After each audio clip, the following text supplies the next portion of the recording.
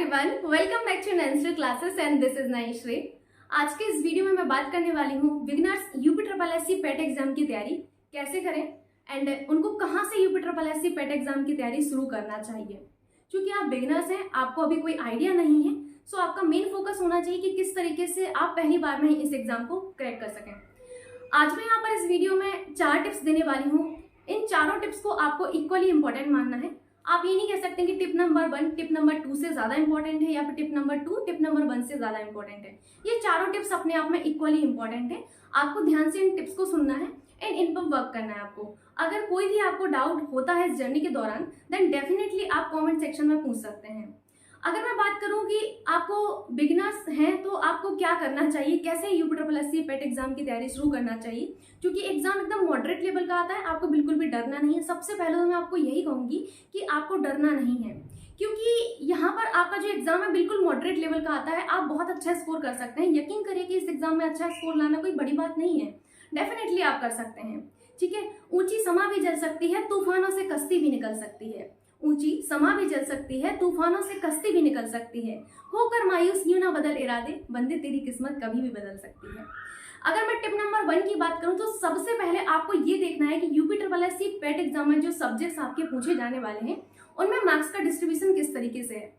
Actually में मेरे कहने का मतलब ये है कि आपको ये पता होना चाहिए कि हमारे यूपी ट्रिपल एससी एग्जाम में जो आपके पेट के एग्जाम में सब्जेक्ट्स पूछे जाने वाले हैं उनमें आपका कौन सा सब्जेक्ट कितने मार्क्स का है। इससे आपको एक आइडिया लगेगा कि आपको किस सब्जेक्ट को ज्यादा टाइम देना है, किस सब्जेक्ट को कम टाइम देना है। वैसे जीएस में ज्यादा टाइम लगता है लेकिन कम मार्क्स का है। यहाँ पर 5 मार्क्स के सारे सब्जेक्ट्स हैं, लेकिन फिर भी यहाँ पर आपको अपना एरिया चूज करना है कि आप किस में कंफर्टेबल हो।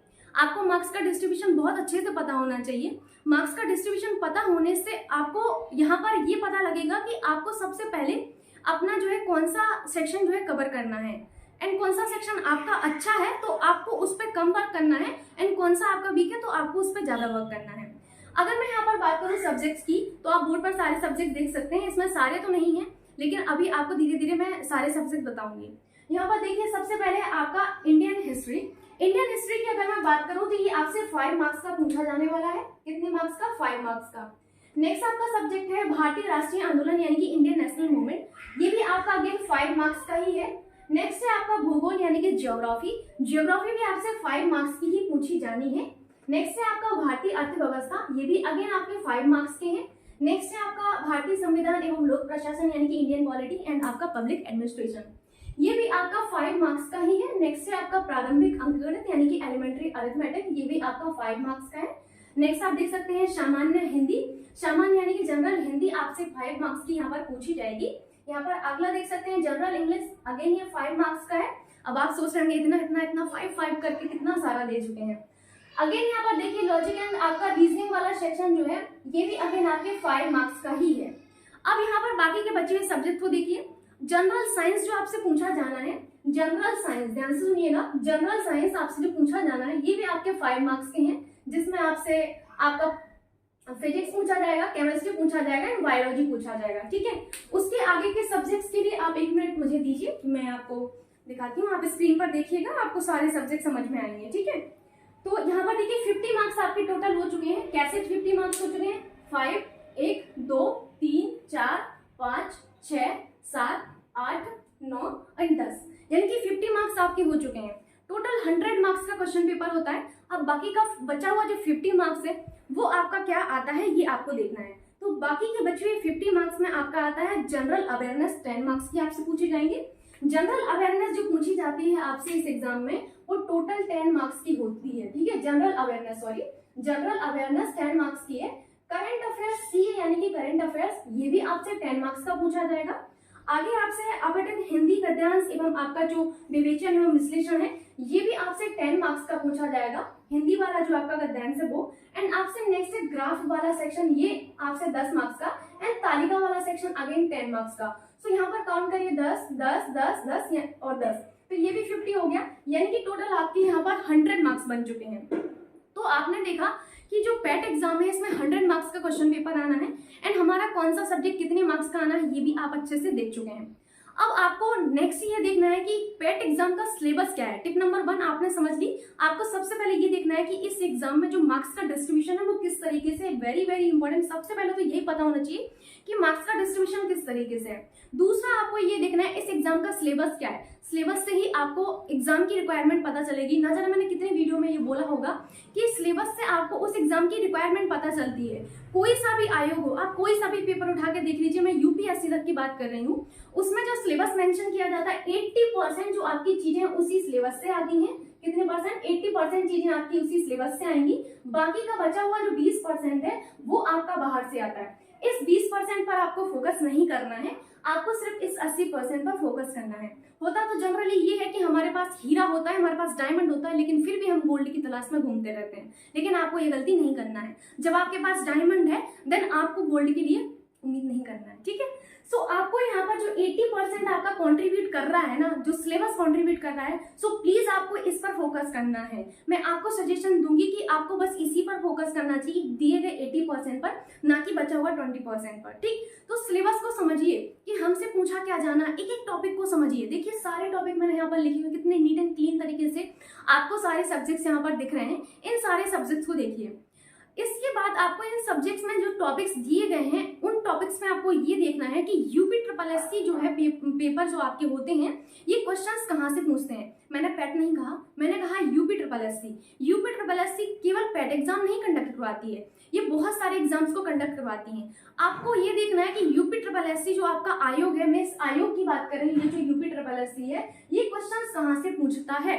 अब ये कैसे पता चलेगा आपको? ये पता चलेगा, मैंने पिछला जो वीडियो दिया था उसमें मैंने बताया हुआ है कि उसमें आपका जो यूपी ट्रिपल एससी है वो कहाँ से क्वेश्चन पूछता है, पैट में कहाँ से क्वेश्चन पूछे गए हैं, एट द सेम टाइम कौन सा आपका इंपॉर्टेंट टॉपिक है। एक एक चीज मैंने उसमें डिस्कस की हुई है। इवन एक छोटी बात भी मैंने उस वीडियो में डिस्कस की हुई है। उस वीडियो का लिंक मैं डिस्क्रिप्शन बॉक्स और साथ ही साथ जो कमेंट सेक्शन होता है उसमें पिन कर दूंगी।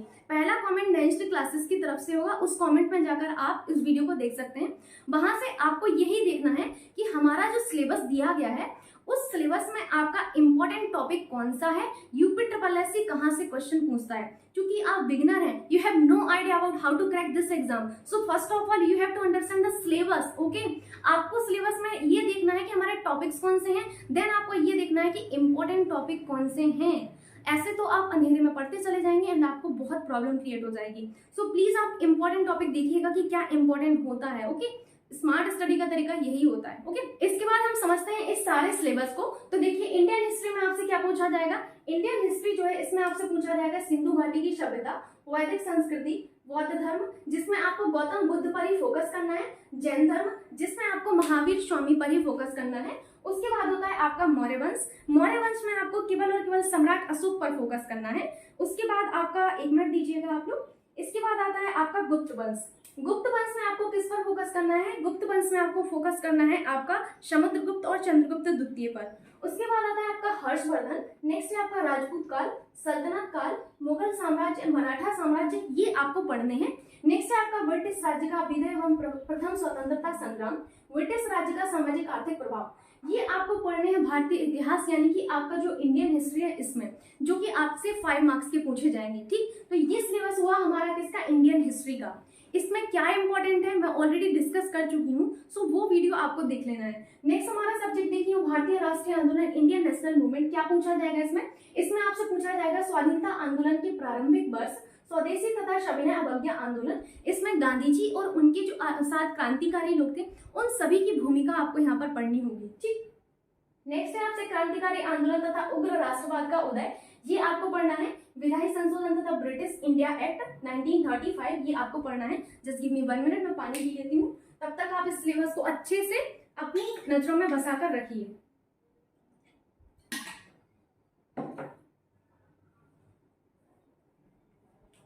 नेक्स्ट है हमारा क्विट इंडिया मूवमेंट यानी कि भारत छोड़ो आंदोलन, आजाद हिंद फौज तथा आपका राष्ट्रीय नेताजी सुभाष चंद्र बोस, ये पढ़ना है आपको।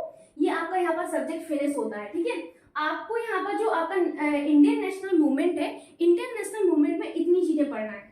इंडियन नेशनल जो मूवमेंट होता है इसमें हम जो घटनाएं पढ़ते हैं वो कब से पढ़ते हैं? जो आपकी 1857 की जो क्रांति हुई थी, 1857 की क्रांति से हमारा देश जब तक आजाद नहीं हो जाता है, जब तक हमारा देश आजाद नहीं हो जाता है 1947 तक, तब तक की सभी घटनाएं आपको इंडियन नेशनल मूवमेंट में पढ़नी होती हैं। दिया तो इतना ही है, लेकिन फिर भी आपको इंडियन जो नेशनल मूवमेंट है इनमें आपको 1857 से लेकर 1947 तक की सारी घटनाएं पढ़नी होंगी, अदरवाइज आप यहाँ पर क्वेश्चन जो है नहीं कर पाएंगे। ठीक, नेक्स्ट आपका सब्जेक्ट है भूगोल, जिसमें आपको क्या पढ़ना होगा, भारत एवं विश्व का भौतिक भूगोल पढ़ना है आपको, नदियां एवं नदियों की घाटियां आपको पढ़ना है, भूजल संसाधन पढ़ना है आपको, पर्वत पहाड़ियां हिमनद पढ़ना है, मरुस्थल एवं शुष्क क्षेत्र पढ़ना है, वन पढ़ना है, खनिज संसाधन पढ़ना है।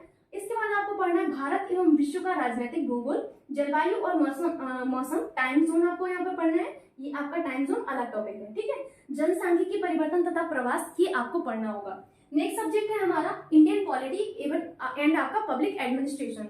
इसमें क्या पढ़ना है, भारतीय संविधान में भारतीय संविधान की मुख्य विशेषताएं आपको पढ़नी है, जिसमें आप पढ़ेंगे कि हमारे संविधान में जो कुछ आपकी ऐसे प्रावधान है जो अदर कंट्री से हमने लिए हुए हैं, जैसे आपका फंडामेंटल राइट हुआ, फंडामेंटल ड्यूटीज हुई, कैसे हमारे राष्ट्रपति का निर्वाचन होता है, राज्यसभा में जो सदस्यों का नामांकन है वो किस तरीके से होता है, हमने कहाँ से ये सब लिया हुआ है, ये सारी चीजें आपको पढ़नी होती हैं इसमें। ठीक, भारतीय संविधान की मुख्य विशेषताएं, राज्य के नीति निदेशक तत्व यानी कि डीपीएसपी, मौलिक अधिकार एवं कर्तव्य, संसदीय प्रणाली एवं आपका संघीय प्रणाली, संघ एवं केंद्र शासित प्रदेश, केंद्र राज्य संबंध, न्यायिक ढांचा जिसमें आपको हाईकोर्ट और आपके सुप्रीम कोर्ट और हाईकोर्ट आपको पढ़ने होंगे। ठीक है, जिला प्रशासन, स्थानीय निकाय एवं पंचायती राज संस्थाएं आपको पढ़ने। नेक्स्ट हमारा सब्जेक्ट है प्रारंभिक अंकगणित। प्रारंभिक अंकगणित में आपको पढ़ना है पूर्ण संख्या, भिन्न तथा दशमलव, प्रतिशतता परसेंटेज, साधारण अंकगणितीय समीकरण, वर्ग एवं वर्गमूल, घातांक एवं घात, औसत। ठीक, अब हिंदी में आपको क्या क्या पढ़ना होगा। आई नो दैट ये थोड़ा सा आपको लग रहा होगा कि इस तरीके से इतना सारा सिलेबस, इतना सारा नहीं है। ये देखिए आपको 5 मार्क्स का दिया गया है ना, तो सिलेबस भी उतना ही लिमिटेड दिया गया है। ठीक है, बस इसमें आपको ये ढूंढना है कि कौन सा टॉपिक आपका इंपॉर्टेंट है, क्वेश्चन कैसा बनता है। ठीक, सो उसके लिए आपको वही वीडियो देख लेना है। ओके, यहाँ पर बस मैं ये बता सकती हूँ कि ये आपका सिलेबस है, इसके अलावा आपको बाकी सारी चीजें उसी में से देख लेना है। ठीक, नेक्स्ट आप देखेंगे यहाँ पर टॉपिक आपका क्या है, संधि, विलोम शब्द, लिंग, पर्यायवाची, वाक्यांशों के लिए एक शब्द, संस्कृत भिन्नार्थक शब्द, मुहावरे, लोकोक्तियां एंड सामान्य अशुद्धियां, लेखक एवं आपकी रचनाएं आपको पढ़नी है, गद्य और पद्य दोनों की। सामान्य अंग्रेजी में आपको व्याकरण पढ़नी है एंड आपका आवंटित गद्यांश होगा। नेक्स्ट यहाँ पर देखिए आपका रीजनिंग में आपको क्रम एवं रैंकिंग पढ़नी है, ब्लड रिलेशन पढ़ने हैं, समूह से भिन्न को अलग करना, कैलेंडर एवं घड़ी पढ़नी है, यानी कि आपका जो कैलेंडर और जो आपका क्लॉक है वो पढ़ना है, कारण एवं प्रभाव पढ़ना है, कोडिंग डिकोडिंग, निगमनात्मक तर्क ये आपको पढ़ना है। ठीक, बाकी का सब्जेक्ट आप स्क्रीन पर देखिए, जैसे आपको जनरल अवेयरनेस दिख रहा होगा, जनरल अवेयरनेस के आपका जो टॉपिक है वो कौन कौन से हैं, तो आप इसको देखिए एक बार। उसके बाद आपको साइंस दिख रहा होगा, साइंस में आपसे देखिए वही फिजिक्स, केमिस्ट्री एंड बायोलॉजी पूछी जाएगी। मेंशन नहीं किया गया है टॉपिक को, बस उन्होंने मेंशन किया है कि ये पूछेंगे। ठीक है, उसके बाद आप यहाँ पर थोड़ा सा और आगे आइए, तो आपको आवंटित हिंदी गद्यांश दिया होगा जो कि 10 मार्क्स के हैं, ग्राफ एवं तालिका अगेन आपको 10 मार्क्स का दिख रहा है। तो ये आपने समझा कि हमारा सिलेबस क्या है, टॉपिक हमारे क्या है। ठीक है, इंपॉर्टेंट टॉपिक अगेन मैं कहूंगी उसी वीडियो से देख लीजिएगा। आपका जो तीसरा टिप है उसको समझना है। तीसरा टिप मैं आपको यही दूंगी कि आपको प्रीवियस ईयर क्वेश्चन पेपर्स अच्छे से लगा लेने हैं। पेट का एग्जाम जो है तीसरी बार आयोजित हो रहा है, इस बार थर्ड टाइम आयोजित हो रहा है। जो आपके 2 बार पेट का एग्जाम हुआ है, तो पहली बार जो एग्जाम हुआ था वो एक ही दिन हुआ था, 2 शिफ्ट में हुआ था, तो 2 क्वेश्चन पेपर वो हो गए आपके। अगली बार जो आपका पेपर हुआ वो आपका 4 शिफ्ट में हुआ था, तो 4 पेपर ये हो गए। टोटल आपके पास पेट के पेपर देखे जाए ना तो 6 है, इनफ है आपके लिए ये पेपर।